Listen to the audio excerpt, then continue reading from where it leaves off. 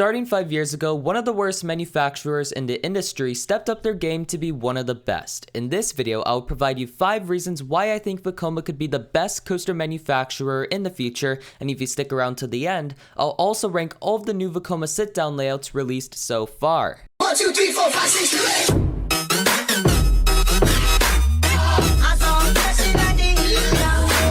Hey guys, and welcome to 808 Coaster Life. If you're new to this channel and you love roller coasters and other theme park related stuff, please consider subscribing for quality coaster entertainment every 1 to 2 weeks.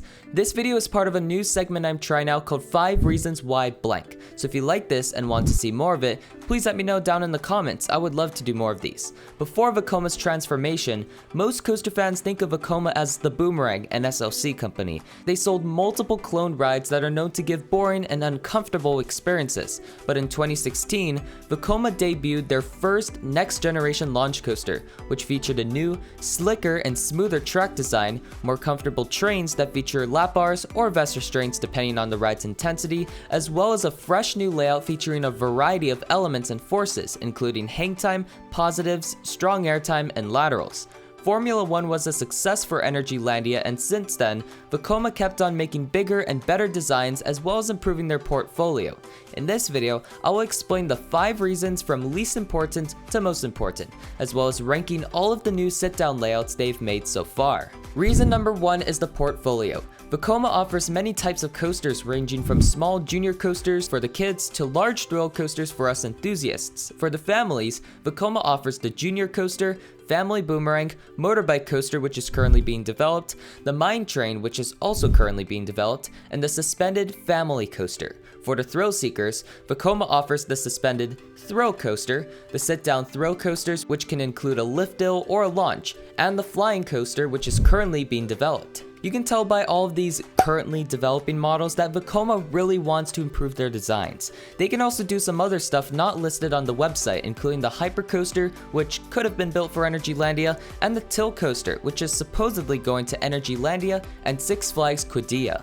Vekoma truly has the variety, which can benefit a lot of parks looking to buy a coaster unique to their park and area, which can be offered at a cheaper price than other manufacturers. Reason number 2 is the rider comfort and aesthetic. I don't think anyone would disagree that new Vekoma coasters look stunning.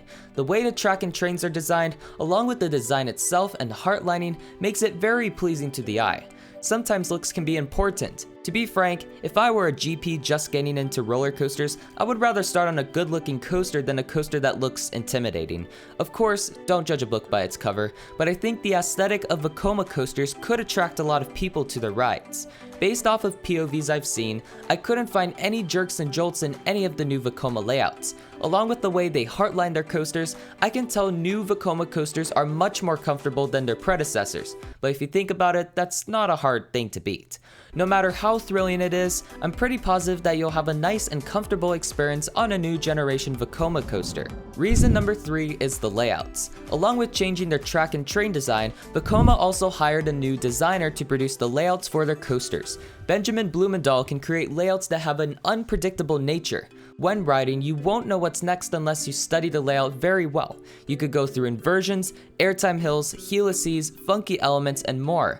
The launches look good, and Vekoma can sometimes make up innovative elements not found on any other coaster, such as that unique top hat element on the Top Gun model. New Vekoma coasters are excellent at pacing. The only things that can ruin the pacing are bad weather, poor maintenance, or running trims too hard. I'm looking at you, Wrath of Zeus.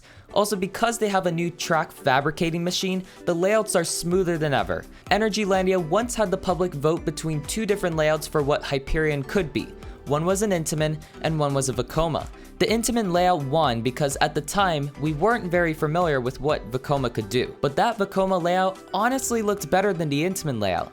Vekoma, because of their design language, can create some of the best coasters in the world. Reason number 4 is the flexibility. Now, some of you might be confused. How does he think that a company who mass produces cloned layouts is flexible? Well, Vekoma is not just boomerangs and SLCs, or now should I say Space Warps and Bermuda Blitzes? One of Vekoma's biggest customers is Disney. Some of their most well-known roller coasters were made by Vekoma, such as Expedition Everest, Seven Dwarfs Mine Train, Space Mountain Mission 2, and Tron Light Cycle Power Run.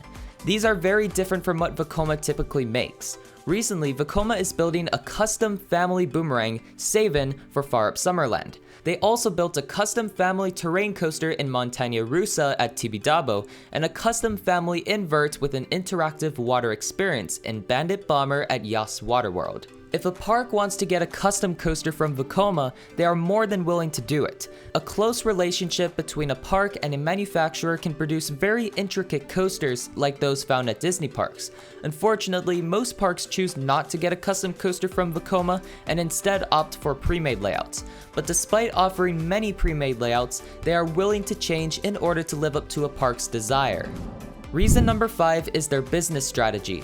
Vekoma operates a little differently from most coaster manufacturers. Typically, a company would focus on custom coasters and have one standard layout for a model if a park doesn't want to pay for a custom design, and that layout can be cloned.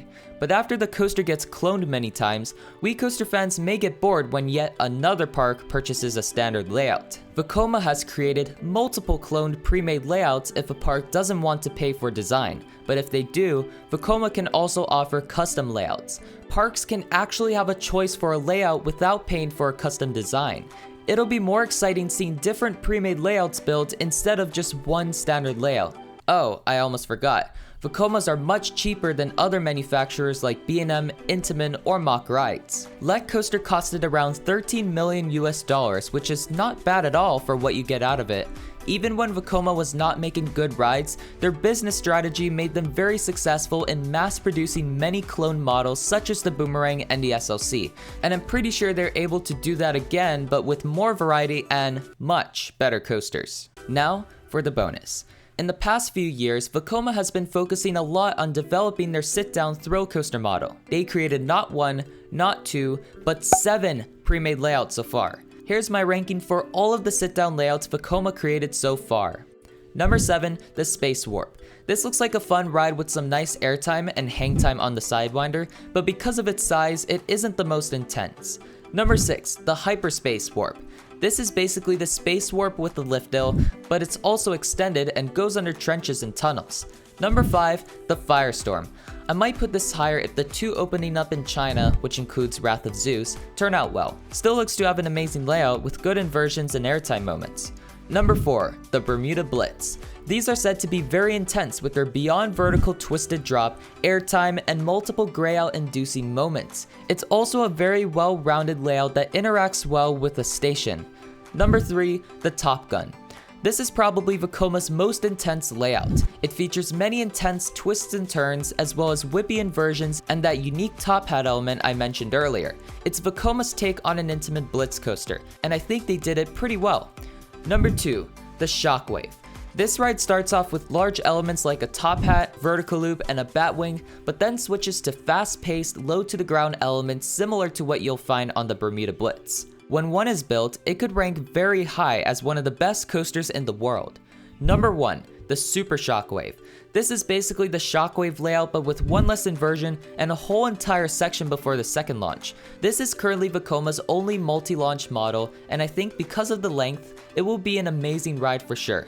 If I counted the Skydash, which is their hyper layout, that would probably be number 1, but it's hard predicting the future of that coaster model. But I hope that this video made you realize how good of a company Vekoma is. Parks already liked Vekoma before they transformed because of their flexibility and business strategies, but now, us coaster fans like Vekoma too because of their rider comfort, aesthetic, and nice designs. Do you have any reasons why Vekoma could be the best manufacturer in a few years?